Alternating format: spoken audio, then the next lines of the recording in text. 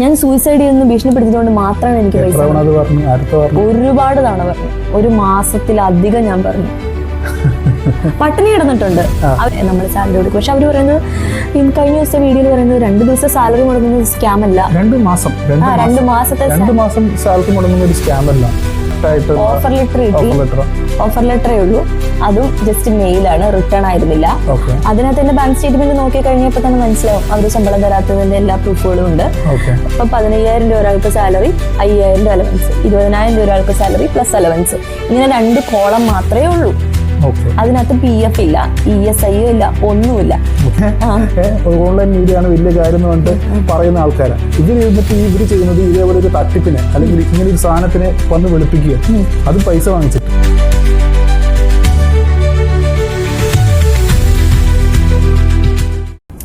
Welcome to voice of Aarathi Krishnan. This is Aarathi. എന്റെ കൂടെ ഇന്ന് ഗസ്റ്റ് ആയിട്ടുള്ള എസ് അഭിജിത്ത് ആണ്, ഒരു കണ്ടന്റ് ക്രിയേറ്റർ ആണ്. ഹായ് അഭിജിത്ത്, എന്തുണ്ട് വിശേഷം? അങ്ങനെ പോകുന്നു. എന്തുണ്ട് വിശേഷം? നന്നായിട്ടുണ്ട്. ഇന്ന് നമ്മള് ടാൽ ഗ്രൂപ്പിനെ കുറിച്ചിട്ടാണ് ഡിസ്കസ് ചെയ്യുന്നത്. ഞാനൊരു ടാൽ ഗ്രൂപ്പിൽ എക്സ് എംപ്ലോയി ആയിരുന്നു. എത്ര കൊല്ലം വർക്ക് ചെയ്തു? ഞാൻ 6 മാസമായിരുന്നു അവിടെ വർക്ക് ചെയ്തിട്ടുണ്ടായിരുന്നത്. 6 മാസം കൊണ്ട് എനിക്ക് അവിടുത്തെ ഏകദേശം കാര്യങ്ങൾ മനസ്സിലാവുകയും പിന്നെ മറ്റുള്ള ചില കാര്യങ്ങളൊക്കെ ഒരു പുക പോലെയായിരുന്നു.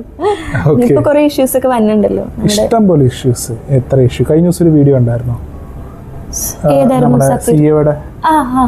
സഫീർ നജമുദ്ദീന്റെ വീഡിയോ. എഡിറ്റോറിയൽ എന്ന് പറഞ്ഞൊരു ചാനൽ, പുതിയ മീഡിയ ചാനലാണ്. പക്ഷെ PR ചെയ്യുമ്പോ ഇങ്ങനെയൊക്കെ PR ചെയ്യാമോ? അതിന്റെ പേരിൽ ഏകദേശം 3 ലക്ഷം രൂപകളൊക്കെ മേടിച്ചിട്ടുണ്ടെന്നൊക്കെ നമ്മൾ പ്രൂഫ് കണ്ടിരുന്നു. ആണോ? ഞാൻ ശ്രദ്ധിച്ചില്ല. വാങ്ങിച്ചിട്ടുണ്ടാവുമല്ലോ, സ്വാഭാവികം. പിന്നെ അവര് ഞാനവിടെ വർക്ക് ചെയ്ത സമയത്ത് അവർ പറയുന്നത് വലിയൊരു എക്കോസിസ്റ്റം ബിൽഡ് ചെയ്യാനുള്ള പ്ലാനിലാണ് നമ്മൾ സാലറി കൊടുക്കുക. പക്ഷെ അവർ പറയുന്നത് കഴിഞ്ഞ ദിവസത്തെ വീഡിയോയിൽ പറയുന്നത് 2 ദിവസം സാലറി മുടങ്ങുന്നത് സ്കാം അല്ല, 2 മാസം സാലറി മുടങ്ങുന്ന ഒരു സ്കാം അല്ല. 2 മാസം എത്ര കാലം? 2 മാസം തുടങ്ങിയിട്ട് ആദ്യം വർക്ക് ചെയ്ത്? ഞാൻ വർക്ക് ചെയ്ത് 2022-23 സമയത്ത്. 22-23 അപ്പോഴും 2 മാസം അല്ല, അത് 6 മാസം സാലറി മുടങ്ങി. ഇപ്പോഴും 2 മാസം ഒന്നും അല്ല ആൾക്കാർക്ക് സാലറി മുടങ്ങി. ഇപ്പോഴും അവിടെ റിസൈൻ ചെയ്തിട്ട് ഫുൾ ആൻഡ് ഫൈനൽ സെറ്റിൽമെന്റ്, അതായത് സാലറി റിസൈൻ ചെയ്തിട്ട് പോലും സാലറി കിട്ടാത്ത കുട്ടികളുണ്ട്. എനിക്ക് മെസ്സേജ് നിരന്തരം വന്നുകൊണ്ടിരിക്കുകയാണ്. എനിക്ക് കഴിഞ്ഞ ദിവസം ഒരാള് ഇതേപോലെ 7 മാസം സാലറി കിട്ടാത്ത എന്റെ ആള് പറഞ്ഞു, ഒരു 6 മാസം സാലറി. 2 മാസം സാലറി കിട്ടിയത് ഓക്കെ, കമ്പനിക്ക് എന്തോ പ്രശ്നമുണ്ട്, ഫൈനാൻഷ്യൽ ക്രൈസിസിലാണെന്ന് അവർ തന്നെ പറയുന്നുണ്ട്. കമ്പനി ഫുൾ ക്രൈസിസ് ആണ്, ഇത്രയും കൊല്ലമായിട്ട് ഇങ്ങനെ ക്രൈസിസിലാണെങ്കിൽ അങ്ങോട്ട് പൂട്ടി പൊക്കൂടെ? ഇങ്ങനെ പറയുമ്പോൾ അവർ പറയും ഞങ്ങളുടെ സ്റ്റാർട്ടപ്പാണ്. ഏത് സ്റ്റാർട്ടപ്പാണ് ഇതിലുള്ളത്? അതായത് ക്രൈസിസ് ഇല്ലാത്ത ഏത് സ്റ്റാർട്ടപ്പാണ്? തുടക്കം തൊട്ട് 10 വർഷമായിട്ട് ക്രൈസിസിൽ മാത്രമുള്ള ഒരു സ്റ്റാർട്ടപ്പുകൾ അവർക്കുണ്ട്. പക്ഷെ അതിനകത്ത് ഞാൻ വർക്ക് ചെയ്തൊരു സ്റ്റേപ്പ് എന്ന് പറഞ്ഞ കമ്പനിയിലായിരുന്നു. എൻ്റെ ഒരു അനുഭവം പറയുകയാണെന്നുണ്ടെങ്കിൽ, ഞാൻ അവിടെ വർക്ക് ചെയ്ത സമയത്ത് അവര് ആദ്യത്തെ 1 മാസത്തെ ശമ്പളം മാത്രമേ തന്നിട്ടുണ്ടായിരുന്നുള്ളൂ. ആദ്യത്തെ മാസം ശമ്പളം തന്നപ്പോൾ അവിടെ നിൽക്കുന്ന ജോലിക്കാർ എന്നോട് പറഞ്ഞു, അതെ ഇവിടെ ആദ്യത്തെ 1 മാസം മാത്രമേ ശമ്പളം കിട്ടുള്ളൂ എന്നൊക്കെ പറഞ്ഞു. പക്ഷെ ഞാൻ വിചാരിച്ചു ഇവര് വെറുതെ പറയുന്നതായിരിക്കും, നെഗറ്റീവ് ആയിരിക്കും. ഞാൻ അവിടെ HR ആയിട്ടാണ് വർക്ക് ചെയ്തിട്ടുണ്ടായിരുന്നത്. അവിടെ കൊടുക്കാത്ത സാലറിയുടെ കാൽക്കുലേഷൻസ് ചെയ്യുന്നു. രാവിലെ 10 മണിക്ക് കയറി ഞാൻ രാത്രി 10 മണി വരെയൊക്കെ ചിലപ്പോൾ വർക്ക് ഉണ്ടാവും. നമ്മൾ പുറത്തേക്ക് ഞായറാഴ്ച വരെ നമ്മളെ കോൾ ചെയ്യും, അവര് പണിയെടുക്കുക, ഈ പണിയെടുക്കുക, വെറുതെ സാലറി കാൽക്കുലേറ്റ്, ശമ്പളം കൊടുക്കത്തില്ല. പിന്നെയാണ് എനിക്ക് മനസ്സിലായി വെറുതെ കാൽക്കുലേറ്റ് ചെയ്തോണ്ടിരിക്കും. വെറുതെ അവിടെ ചെയ്യുന്ന പണി എന്ന് വെച്ചാൽ കുറെ പേര് ഇന്റർവ്യൂ ചെയ്യുന്നു. അവിടെ ഇന്റർവ്യൂ ചെയ്യുന്നത് ഞാൻ മനസ്സിലാക്കിയിട്ടുള്ളത് ഇൻഫോസിസിൽ നിന്നും ഒക്കെയുള്ള ചില സ്റ്റാഫുകളുടെ ഒന്നും എടുക്കുന്നില്ല. അവിടെ അവർക്ക് വേണ്ടത് ഫ്രഷേഴ്സ് എന്നോ അല്ലെങ്കിൽ അധികം എക്സ്പീരിയൻസ് ഇല്ല എന്ന് മനസ്സിലാക്കുന്നവരെയാണ് വലിയ രീതിയിൽ. എനിക്ക് തന്നെ അവിടെ ഹയർ ചെയ്ത സമയത്ത് എനിക്ക് അവർ പറഞ്ഞ സാലറി എനിക്ക് പറ്റില്ല എന്ന് പറഞ്ഞു. അത് കഴിഞ്ഞിട്ട് രണ്ടാമത് ഞാൻ പറഞ്ഞു എനിക്ക് ഈ പറഞ്ഞ സാലറി തന്നെ ഞാൻ വിചാരിക്കുന്ന സാലറി തന്നെ വേണമെന്ന് പറഞ്ഞപ്പോൾ 2 ദിവസം തന്നെ എനിക്ക് റിപ്ലൈ കിട്ടി, നിങ്ങൾ പറയുന്ന ശമ്പളം തരാം. ആ ശമ്പളത്തിൽ ഞാൻ അവിടെ ചെന്ന് കഴിഞ്ഞപ്പോഴാണ് എനിക്ക് മനസ്സിലായത് ആദ്യത്തെ മാസത്തിന് ശേഷം പിന്നെ ശമ്പളം കിട്ടിയിട്ടേ ഇല്ല. ശമ്പളമുണ്ട് എനിക്ക് 3-ാം മാസത്തെ പെർഫോമൻസിനെ ബേസ് ചെയ്ത് ഓഫർ ലെറ്റർ കിട്ടി. ഓഫർ ലെറ്ററേ ഉള്ളൂ, അതും ജസ്റ്റ് മെയിലാണ്, റിട്ടേൺ ആയിരുന്നില്ല. അതിനകത്ത് എന്റെ ബാങ്ക് സ്റ്റേറ്റ്മെന്റ് നോക്കി കഴിഞ്ഞപ്പോൾ തന്നെ മനസ്സിലാവും അവര് ശമ്പളം തരാത്തതിന്റെ എല്ലാ പ്രൂഫുകളും ഉണ്ട്. അവരുടെ അക്കൗണ്ട് നോക്കി കഴിഞ്ഞാൽ അറിയാലോ ഈ മാസങ്ങളിൽ ശമ്പളം കയറിയിട്ടുണ്ട്. അത് മാത്രമല്ല അവിടെ ഒരുപാട് സ്റ്റാർട്ടപ്പുകൾ ഉണ്ട്. അവർക്ക് കിൻഫിഗർ, ജോബിഫൈഡോ അങ്ങനെ എന്തൊക്കെ പറഞ്ഞിട്ട് കുറെ സ്റ്റാർട്ടപ്പുകളുണ്ട്. ഈ സ്റ്റാർട്ടപ്പിൽ ഒരു കിങ് ഫിഗ് എന്ന് പറഞ്ഞ സ്റ്റാർട്ടപ്പിന്റെ HR ആയിട്ട് എന്നെ ചുമതലപ്പെടുത്തി. അപ്പോൾ അവര് ശമ്പളം കൊടുക്കുന്നില്ല. അതിന് ശമ്പളം കൊടുക്കാത്തതിന്റെ ഒരു കുട്ടി എന്നെ വിളിച്ച് ഭീഷണിപ്പെടുത്തി. എന്റെ അമ്മയുടെ കീമോ ചെയ്യാനാണ്, അതിനെങ്കിലും പൈസ തരുമോ എന്ന് പറഞ്ഞ് എന്നെ ഭീഷണിപ്പെടുത്തി. ഞാൻ എവിടെ നിന്ന് എടുത്ത് കൊടുക്കാനാണ്, എനിക്ക് പോലും ശമ്പളം കിട്ടുന്നില്ല. അവിടുത്തെ HR ആയിട്ട് വർക്ക് ചെയ്യുമ്പോൾ അവിടെ എത്ര പേര്, എല്ലാ ആൾക്കാർക്കും ഇതേപോലെ തന്നെ നമ്മൾ സാലറി എല്ലാവർക്കും സാലറിയുടെ കാൽക്കുലേഷൻസ് ഞാനാ ചെയ്തോണ്ട്. അപ്പൊ കൊടുക്കുമ്പോ ഇവർ പറയും രാത്രി ഒരു 2 മണി, ചിലപ്പോ രാത്രിയല്ല ഒരു 12 മണിയൊക്കെ ആകുമ്പോൾ വിളിച്ചിട്ട് പറയും 1 ലക്ഷം രൂപ ഉണ്ടായിരുതി, ഇതിനകത്ത് എമർജൻസി ഉള്ള ആൾക്ക് കൊടുക്കാൻ പറയും. എമർജൻസി ഉള്ള ആൾക്ക് 1 ലക്ഷം രൂപയല്ല, 2000, 3000, 4000 വെച്ചിട്ടാണ് ഓരോ ആൾക്കാർക്കും എമർജൻസി വെച്ചത്. ഇപ്പൊ പ്രയോറിറ്റി ലിസ്റ്റ് ലിസ്റ്റ് ഉണ്ട്. പറയട്ടെ, ഇപ്പൊ ഒരു 1 ലക്ഷം രൂപ എന്ന് പറഞ്ഞു. അപ്പൊ ഈ 1 ലക്ഷം രൂപ എല്ലാവർക്കും ഒരു പൂളായിട്ട് അല്ലെങ്കിൽ സാലറി ആവശ്യമുള്ളവർക്ക് കൊടുക്കാനാണ് പറയുക. അല്ലാതെ ഈ പറയുന്ന നമുക്കിപ്പോ പല ആൾക്കാർക്ക് പല LPA വെച്ചിട്ടായിരിക്കില്ല സാലറി കൊടുക്കുന്നത്. ആ ഒരു ഇതല്ല, അതായത് ആവശ്യം, അതായത് ആർക്കും സാലറി ഒന്നും കിട്ടുന്നില്ല. ഇന്ന് എനിക്ക് ശമ്പളം വേണം, അർജന്റ്. അടുത്ത പ്രാവശ്യം ഞാൻ പറയുകയാണെങ്കിൽ വെരി അർജന്റ് എന്ന് പറഞ്ഞു കൊടുക്കും. വെരി അർജന്റ്, പിന്നെ ഞാൻ പറയുന്നത് വെരി അർജന്റ് പ്ലസ്. ഇതാണ് അവരുടെ പ്രയോറിറ്റി. ഞാൻ പുറത്തത്തെ ഒരാളായിട്ട് ഞാൻ ഇതിനെ പറ്റി ഒന്ന് അനലൈസ് ചെയ്യാൻ അല്ലെങ്കിൽ ചോദിക്കാൻ വേണ്ടിയിട്ട് ചോദിക്കുക. ഇപ്പോൾ നമ്മൾ ഒരു മാസം ഒരു 20 സ്റ്റാഫുണ്ട് HR ആയിട്ട് അവരുടെ സാലറിയും കാര്യങ്ങളൊക്കെ ഹാൻഡിൽ ചെയ്യുന്നത്. അപ്പോൾ ഈ 20 ആൾക്കാർക്കും സാലറി കിട്ടിയിട്ടുണ്ടാവില്ല. ഇല്ല, അതിൽ ചിലർക്ക് കൊടുക്കും. സെയിൽസ് വർക്ക് ചെയ്യുന്നവർക്ക് ചിലപ്പോൾ സെയിൽസിൽ, അതായത് ഈ മറ്റേ അലവൻസ് മാത്രം. ഓക്കെ, ബാക്കി ഇത്ര ആൾക്കാർക്ക് 20 പേരുണ്ടെങ്കിൽ 20 പേർക്കും പെൻഡിങ് ആണ്. അപ്പോൾ ഈ 20 പേർക്കും കൂടെ ഒരു 1 ലക്ഷം രൂപ തരും. നമ്മൾ ഹാൻഡിൽ ചെയ്ത് നമുക്ക് ആർക്കാ വേണ്ടെന്ന് വെച്ചാൽ കൊടുക്കാൻ. അതായത് ഈ പറയുന്ന എങ്ങനെയാ പറയാ, ഒരു അർജന്റ് എന്ന് ഉദ്ദേശിച്ച് ഇപ്പം എനിക്ക് ഹോസ്പിറ്റലിൽ പോകാനായിട്ട് 5000 രൂപ വേണം. നിങ്ങൾ എനിക്ക് 15000 രൂപ തരാനുണ്ടെന്നിരിക്കാം. ഈ 5000 രൂപ കിട്ടണമെങ്കിൽ 4 പ്രാവശ്യം 5 പ്രാവശ്യം 1 മാസത്തോളം നമ്മൾ കാല് പിടിച്ചാലാണ് അതിനകത്ത് നമുക്ക് അലവൻസ് പോലും തരത്തുള്ളൂ. അതായത് ഇതിനെ നമുക്കിപ്പോ സാലറി എന്ന് പറയാൻ പറ്റില്ല. നമ്മൾ കാല് പിടിച്ചാൽ മാത്രം നമുക്ക് തരുന്ന ശമ്പളമാണ്. പിന്നെ അവിടുത്തെ കിൻഫിഗ് എന്ന് പറഞ്ഞൊരു പറയുന്ന ഇങ്ങനെ നമ്മൾ ഇതേപോലെ ഇവരുടെ അടുത്ത് കെഞ്ചി പറഞ്ഞു കഴിഞ്ഞാൽ പോലും നമുക്ക് ഈ പറയുന്ന 1 ലക്ഷത്തിൽ നിന്ന് വീതിച്ചിട്ടായിരിക്കും കിട്ടുക. ഈ 1 ലക്ഷം രൂപ 20 പേർക്ക് വീതിച്ചു കഴിഞ്ഞാൽ 5000 രൂപയല്ലേ കിട്ടുള്ളൂ. അതെ, അത്രേ ഉള്ളൂ. അപ്പൊ ബാക്കി പറയുന്ന ഇവർ ഓഫർ ചെയ്ത ഓഫർ ലെറ്ററിൽ പറഞ്ഞ സാലറി, ആ സാലറി നമ്മൾ എയറിൽ പോയില്ലേ? അത് പോയി. അത് ഒരു പറയുന്ന ലിസ്റ്റിലുണ്ട്. ഈ ശമ്പളം കാൽക്കുലേറ്റ് ചെയ്തതിനകത്ത് ശമ്പളം ഉണ്ട്, പക്ഷെ നമുക്ക് കൈ കിട്ടില്ല. എനിക്ക് 3-ാം മാസം പെർഫോമൻസിന്റെ ബേസിസിൽ അപ്രൈസിൽ കിട്ടി. അതുപോലും എനിക്ക് കൃത്യമായിട്ട് കിട്ടിയിട്ടില്ല. ഞാൻ അവിടെ പറഞ്ഞു ഞാൻ സൂയിസൈഡ് ചെയ്യാണെന്നും പറഞ്ഞ അവിടുത്തെ ഒരു മാമെന്ന് വിളിക്കാൻ പറ്റില്ല, അവിടുത്തെ ഒരു ലേഡിയുടെ അടുത്ത് ഞാൻ പറഞ്ഞു ഞാൻ സൂയിസൈഡ് ചെയ്യാണ്, എനിക്കിപ്പോൾ എൻ്റെ പൈസ ഇടുന്നു. പൈസ കിട്ടാൻ വേണ്ടി ഞാൻ റിസൈൻ ചെയ്തപ്പോൾ എന്നോട് അവിടുത്തെ HR മാനേജർ അനു എന്ന് പറഞ്ഞിട്ടൊരു മാം, അവരെന്നോട് പറഞ്ഞു ആരതി ഇവിടുന്ന് റിസൈൻ ചെയ്ത് കഴിഞ്ഞാൽ എന്ത് ചെയ്യുമെന്ന് വെച്ചു. ഞാൻ പറഞ്ഞു മാം ശമ്പളം കിട്ടാതെ ഞാൻ ഇവിടെ ജീവിച്ചു, ഞാൻ പട്ടിണി കിടന്നിട്ടുണ്ട്, എന്നിട്ട് ഞാൻ ജീവിച്ചു. പണിയെടുത്തില്ലെങ്കിലും അവരവരുടെ ഇവന്റിന് വേണ്ടി മാത്രം പൈസ തരും, അല്ല ഭക്ഷണം വാങ്ങിച്ചു തരും. അതല്ലാതെ നമുക്ക് ഭക്ഷണത്തിലോട്ട് വരാം. സാലറിയുടെ കാര്യത്തിൽ കുറച്ചുകൂടെ ഒരു ക്ലാരിറ്റി വരേണ്ട HR സൈഡിൽ നിന്ന്. അപ്പോൾ ഈ 1 ലക്ഷം രൂപ നമ്മളിങ്ങനെ വീഴ്ച കൊടുത്തു. ഈ 5000 രൂപ അത് എന്ത് കണക്കിലാണ് പോവുക? അപ്പോൾ ഈ ആൾക്കാർക്ക് അത് ശമ്പളം എന്നുള്ള രീതിയിലാണ് അത് കാൽക്കുലേറ്റ് ചെയ്യണത്. വെറുതെ ഒരു എക്സൽ ഈ എക്സൽ അങ്ങോട്ടും ഇങ്ങോട്ടും തിരിച്ചു മറിക്കുന്നു. ഒറ്റ ട്രാവൽ ഗ്രൂപ്പ് എന്ന് പറഞ്ഞ കമ്പനിയുടെ അണ്ടറിൽ വരുന്ന ഒരു എക്സൽ വരും. ആ എക്സലിന് ഇത്ര എംപ്ലോയീസ് ഇന്ന കമ്പനീസിലും ഇത്ര എംപ്ലോയീസ് ഇന്ന കമ്പനീസിലും പറഞ്ഞ പല പല കമ്പനീസ് ഇവരുടെ അണ്ടറിലുള്ള സ്റ്റാർട്ടപ്പിലേക്ക് തരംതിരിച്ചു വെച്ചിരിക്കുകയാണ്. അപ്പൊ ഈ തരംതിരിച്ച് വെക്കുന്നതിന്റെ ബേസിസിൽ ഇവർക്ക് സാലറി കാൽക്കുലേറ്റ് ചെയ്യും. ഇപ്പം 15000 രൂപ ഒരാൾക്ക് സാലറി, 5000 രൂപ അലവൻസ്, 20000 രൂപ ഒരാൾക്ക് സാലറി പ്ലസ് അലവൻസ്, ഇങ്ങനെ 2 കോളം മാത്രമേ ഉള്ളൂ. അതിനകത്ത് PF ഇല്ല, ESI ഇല്ല, ഒന്നുമില്ല. ഏകദേശം 1000+ എംപ്ലോയീസ് വർക്ക് ചെയ്യുന്ന ഒരു സ്ഥാപനത്തിൽ ESIയും PF-നും വേണ്ടിയിട്ട് ഞങ്ങളുടെ കയ്യിൽ നിന്ന് Aadhaar card, pan card, photos, forms എല്ലാം ഫില്ല് ചെയ്ത് വാങ്ങിച്ചു. പക്ഷെ ഇന്ന് വരെ ESI ഞാൻ വിചാരിച്ചു എൻ്റെ ESIക്ക് വേണ്ടി പൈസ കളക്ട് ചെയ്യുന്നുണ്ടെന്നാ.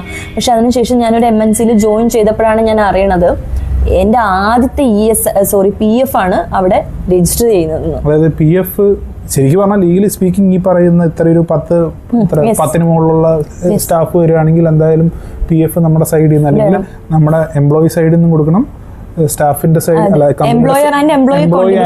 അതാണല്ലോ PF.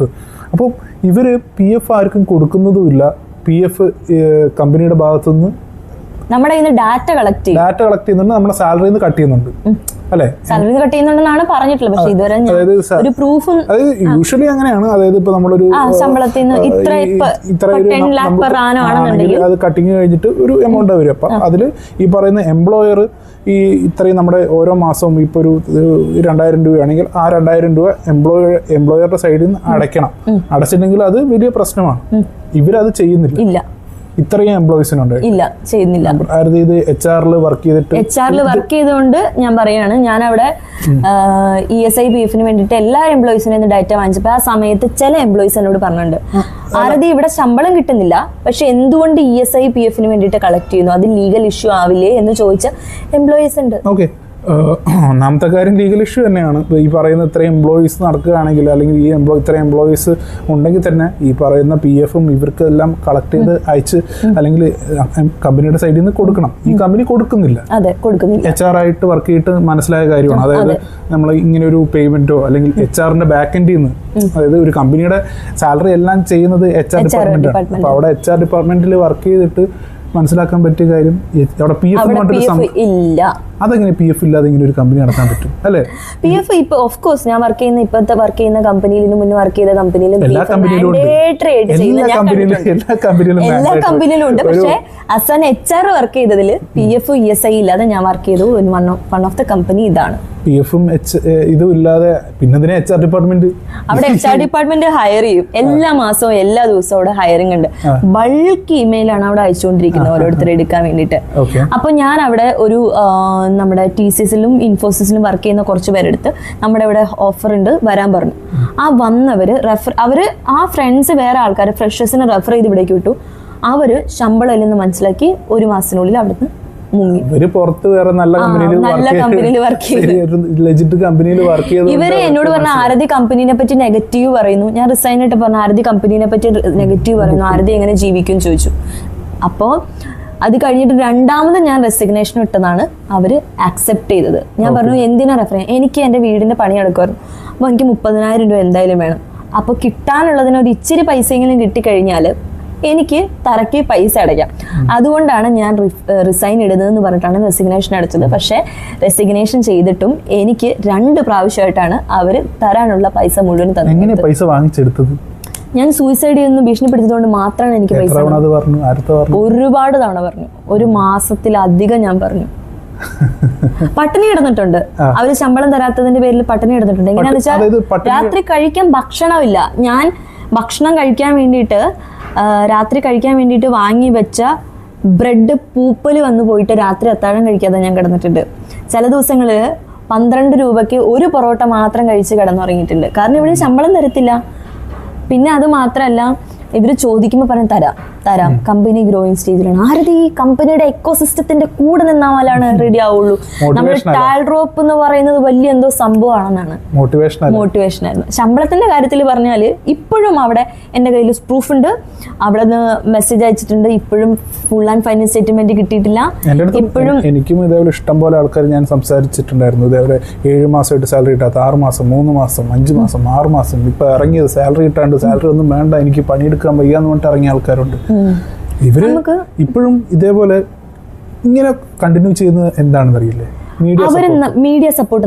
അതായത് ഇപ്പൊ പറഞ്ഞ നമ്മൾ നേരത്തെ എഡിറ്റോറിയൽ, ഒരു ഉളുപ്പും ഇല്ലാണ്ടാണ് അവന്മാർ ഇരുന്ന് വെളുപ്പിക്കുന്നത്. എഡിറ്റോറിയൽ, അതായത് ഫ്ലവേഴ്സ് ചാനലൊക്കെ. ഞാൻ ഈ എഡിറ്റോറിയലിന്റെ കാര്യം പറയാനെന്ന് വെച്ച് കഴിഞ്ഞാൽ ഇവര് ഈ പറയുന്ന എഡിറ്റോറിയലുകാര് ഇവര് ബാക്കിയുള്ള മാധ്യമങ്ങളെയൊക്കെ കുറ്റം പറയുന്ന ആൾക്കാരാണ്. ഓൺലൈൻ മീഡിയ ആണ് വലിയ കാര്യം എന്ന് പറഞ്ഞിട്ട് പറയുന്ന ആൾക്കാരാണ്. ഇവരിരുന്നിട്ട് ഇവര് ചെയ്യുന്നത് ഇതേപോലെ ഒരു തട്ടിപ്പിനെ അല്ലെങ്കിൽ ഇങ്ങനെ ഒരു സാധനത്തിനെ വന്ന് വെളുപ്പിക്കുക, അത് പൈസ വാങ്ങിച്ചിട്ട്. ഈ പറയുന്ന കമ്പനിക്ക് നേരത്തെ പറഞ്ഞു 3 ലക്ഷം രൂപയുടെ ഒരു റൂമർ, 3 ലക്ഷം രൂപ ഇവർക്ക് കൊടുക്കാം ഈ ഒരു സോഷ്യൽ മീഡിയയിൽ വീഡിയോ ചെയ്യാൻ വേണ്ടിയിട്ട്. ആൾക്കാർക്ക് സാലറി കൊടുക്കാൻ ഇവരുടെ പൈസ ഇല്ല. അതെന്തുകൊണ്ടാണെന്ന് മനസ്സിലാവുന്നില്ല. കഴിഞ്ഞ ദിവസം എനിക്ക് കുറച്ച് ഊഹാപോഹങ്ങൾ അല്ലെങ്കിൽ എൻ്റെ ഒരു തോന്നലാണ്. ഇത് സാലറി കൊടുക്കണ്ടെന്ന് പറഞ്ഞിട്ട് കൊടുക്കാത്തതാണ്. കാരണം ഇങ്ങനെ ആൾക്കാരെ ട്രാപ്പ് ചെയ്ത് വെക്കാം. എന്തോ അതായത് നല്ല ടാലന്റഡ് ആയിട്ടുള്ള നല്ല സ്കില്ലുള്ള ആളുകളെയാണ് അവരവിടെ കീപ്പ് ചെയ്ത് വെച്ചിരിക്കുന്നത്. എന്നാൽ അവിടെ പണിയൊട്ട് നടക്കുന്നുമില്ല തന്നെ. അവിടെ കുറെ ഇപ്പൊ ഞാൻ കഴിഞ്ഞ ദിവസം അഭിജിത്തിന്റെ ഒരു വീഡിയോ ഇല്ലായിരുന്നു ഒരു സ്കാമിനെ പറ്റിയിട്ട്. അതിനകത്ത് ഞാനൊരു കമന്റ് ഇട്ടു, ടാൽ ഗ്രൂപ്പ് എന്ന് പറഞ്ഞ സ്റ്റേപ്പ് എന്ന് പറഞ്ഞ കമ്പനിയിൽ ഞാൻ വർക്ക് ചെയ്തിരുന്നു. അവിടെ ശമ്പളം ഉണ്ടായിരുന്നില്ല. പക്ഷെ ആക്ച്വലി അവർ മോട്ടിവേറ്റ് ചെയ്തുകൊണ്ട് മാത്രമാണ് അവിടെ നിന്ന് പോയിക്കൊണ്ടിരിക്കുന്നത്. എന്തെങ്കിലും പൈസ കിട്ടും. ഞാൻ കരിയറിന്റെ ഫസ്റ്റത്തെ സ്റ്റേജിലാണ്. നാളെ എന്ത് നടക്കും, നാളെ എങ്ങനെയായിരിക്കും എന്നൊന്നും അറിയാത്തതുകൊണ്ട് അങ്ങനെയുള്ള ഫ്രഷേഴ്സിനെയാണ് ഇവർ ട്രാപ്പിൽ പെടുത്തുന്നത്. പിന്നെ ഇവരുടെ കുറെ സിസ്റ്റം ഉണ്ട്. ടെക്കി സ്പാർക്ക്, ടാൽ ഗ്രൂപ്പിന്റെ ടെക്കി സ്പാർക്ക് സ്കൂളുകളെ ബേസ് ചെയ്തിട്ട് കുറെ ബിൽഡിംഗ് അവര് ഉണ്ടാക്കുന്നുണ്ട്. അതിന്റെ കാര്യത്തിലോട്ട് നമുക്ക് വരാം. ഈ കഴിഞ്ഞ ദിവസത്തെ എനിക്ക് കുറച്ചുകൂടെ കാര്യങ്ങൾ പറയാനുണ്ട്. അതായത് ഇപ്പോൾ ഞാൻ ഇതിൽ കുറച്ച് ആൾക്കാരത്ത് കമന്റിൽ ഇങ്ങനെ സംസാരിച്ചിട്ടുണ്ട്. കമന്റൊക്കെ ഡിലീറ്റ് ചെയ്തിട്ടുണ്ട് എഡിറ്റോറിയലിന്റെ. അപ്പോൾ അതിനകത്ത് കുറച്ച് ഇതേപോലെ ടാൽ ഗ്രൂപ്പിന്റെ കുറെ ആൾക്കാർ വന്നിട്ട് പറയുന്നുണ്ടായിരുന്നു, നിങ്ങൾക്ക് സാലറി കിട്ടിയില്ലെങ്കിൽ അങ്ങോട്ട് പോയി ലേബർ കോർട്ടിൽ കംപ്ലൈന്റ് കൊടുത്തൂടെ, ലേബർ അങ്ങനെ പോലീസ് കംപ്ലൈന്റ് കൊടുത്തൂടെ. അതായത് ഫുഡ് കഴിക്കാൻ പൈസ ഇല്ലാതെ ഇരിക്കുന്ന ഇവരിങ്ങനെ എക്സ്പ്ലോയിറ്റ് ചെയ്യുകയാണ്. ഇതിന്റെ പേര് എക്സ്പ്ലോയിറ്റേഷൻ അല്ലെങ്കിൽ ഒരു സ്ലേവറി എന്ന് തന്നെ വേണ്ടി പറയണ്ടേ. ഇത്രയും പൈസ, അതായത് 7 മാസമായിട്ട് പൈസ കിട്ടാത്ത ഒരാള് ഇവര് പറയുന്ന കേസ് കൊടുത്താൽ 5ന്റെ പൈസ കിട്ടില്ല. ഈ പറയുന്ന കേസ് നടത്തിക്കാനുള്ള പൈസ പോലും നമ്മുടെ കയ്യിൽ ഇല്ലല്ലോ അവിടെ ജോലി ചെയ്യുന്ന സമയത്ത്. അതെ, ഈ പറയുന്ന വണ്ടി വിളിച്ച് ലേബർ കോർട്ടിൽ പോകാനുള്ള പൈസ പോലും ഇല്ലാത്ത ആൾക്കാരായിരിക്കും 7 മാസമായിട്ട് പൈസ ഇല്ലാന്ന് വെച്ച് കഴിഞ്ഞാൽ ആൾക്കാർക്ക് എങ്ങനെ സർവൈവ് ചെയ്യും? ഞാൻ ആ സമയത്ത് ഈ പറഞ്ഞ ഭക്ഷണത്തിന്റെ കാര്യം മനസ്സിലായി പല മെന്റൽ ഇഷ്യൂസിനെ കൂടെ പോയിക്കൊണ്ടിരുന്നു. മെന്റൽ ഇഷ്യൂസ് എന്ന് പറഞ്ഞു കഴിഞ്ഞാൽ മെന്റലി നമ്മൾ ഹരാസ് ചെയ്യുന്നു. അതായത് ഏതെങ്കിലും എംപ്ലോയീസിനെ നമ്മൾ കൂടുതൽ പരിഗണന കൊടുക്കുന്നു, അങ്ങനെ കണ്ടു കഴിഞ്ഞാൽ നമ്മളെ ഹരാസ് ചെയ്യും. അതുപോലെ തന്നെ നമ്മൾ ശമ്പളം കൂടുതൽ ചോദിച്ചാൽ നമ്മളെ വേർതിരിച്ചു കാണുക, നമ്മളെ മെന്റലി ടോർച്ചർ ചെയ്യുക എന്നുള്ളതാണ്. എപ്പോഴും നമുക്ക് അസുഖങ്ങൾ വന്നുകൊണ്ടിരിക്കുക, രാത്രിയിൽ കോള് വരിക, അതുപോലെ തന്നെ ഞായറാഴ്ച ദിവസങ്ങളിൽ ശമ്പളം കൊടുക്കുന്ന